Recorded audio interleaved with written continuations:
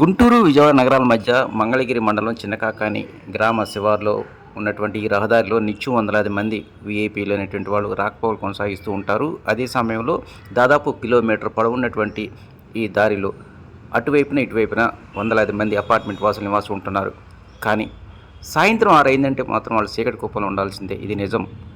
1 సంవత్సరం కాదు, 2 సంవత్సరాలు కాదు, దాదాపు అంటే 2019 నుంచి 5 సంవత్సరాల నుంచి ఇలాంటి బాధలు అనుభవిస్తూ ఉన్నారు. గతంలో ఉన్నటువంటి అధికారులు చెప్పారు, నాయకులు చెప్పారు, కానీ ఎలాంటి స్పందన లేదు. సాయంత్రం 7 అయిందంటే చాలు ఆతకాయలతో ఆడపిల్లలను ఏదించేటువంటి పరిస్థితి గతంలో ఎన్నో చూశాము. చీకటి కోపంగా మారిన నేపథ్యంలో గతంలో చిల్లర దొంగతనాలకు కూడా అనేక చోట్ల వేదికగా మారింది ఈ ప్రాంతం. ఇలాంటి నేపథ్యంలోనే మంగళగిరి, తాడేపల్లి మున్సిపల్ కార్పొరేషన్ అధికారులు ఎట్టకేలకు ఈ రోడ్డుకి ఇరువైపులా సెంటర్ డివైడర్ మార్గంలో లైట్లు ఏర్పాటు చేశారు. గత 2 రోజుల నుంచి కసరత్తు పూర్తవుతున్న నేపథ్యంలోనే అటువైపు నుంచి అటెండి వెళ్లే వారికి మాత్రం కొత్త ప్రపంచం దర్శనమిస్తుందని చెప్పాలి. సుదీర్ఘకాలంగా ఉన్నటువంటి సమస్యకు పరిష్కారం దొరకడం నిజంగా నూతన సంవత్సర కానుకగానే భావిస్తున్నారు ఆ ప్రాంత కాలనీ వాసులు.